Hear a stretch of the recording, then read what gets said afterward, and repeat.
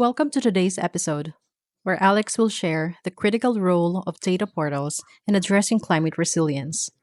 The climate crisis is here, and as it continues to intensify, making data accessible and actionable has never been more important.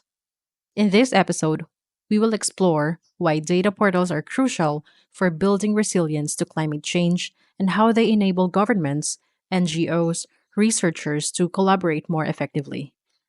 We will also look at successful examples of these portals in action and how they are helping communities and regions adapt to the challenges posed by climate change. Let's get started.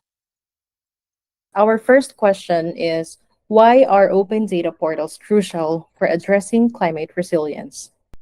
Climate resilience is the ability to prepare for, recover from, and adapt to climate change impacts. So it requires coordination between global and local efforts.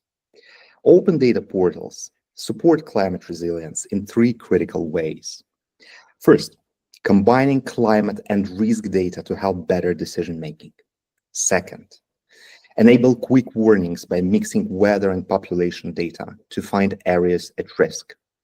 Third, open data portals help different groups work together by sharing data. All right, the next question is, what role do open data portals play in making climate data more accessible and usable for the researchers? Answer and core functions. Data portals centralize and organize climate data from multiple sources in one accessible location. They allow researchers to easily search, discover, and download relevant data sets. They provide tools to visualize and analyze data through maps, charts, and dashboards. By using these core functions, researchers can access and analyze climate data, driving insights and support decision-making on a global scale. Can you give a few examples on how sharing climate data through open portals can strengthen collaboration between governments, NGOs, and researchers? Organizations can combine their data sets. For example, combining government climate measurements with university research findings.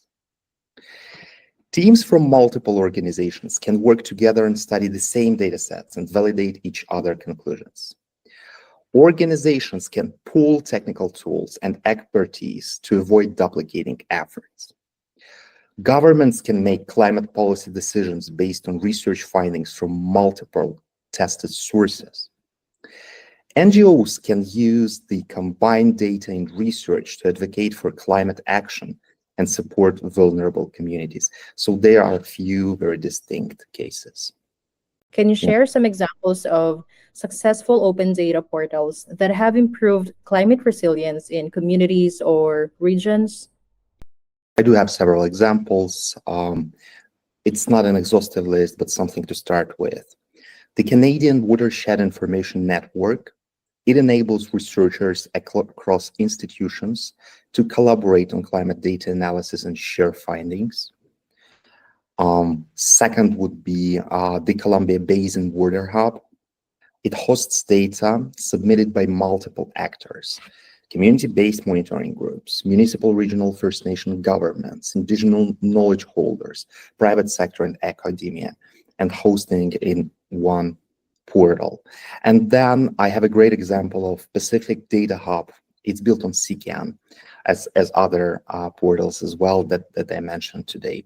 So it helps 22 Pacific Island nations share and analyze climate data to build regional resilience. Shout out to Siwale Tonga for a great job of managing this portal right from New Caledonia.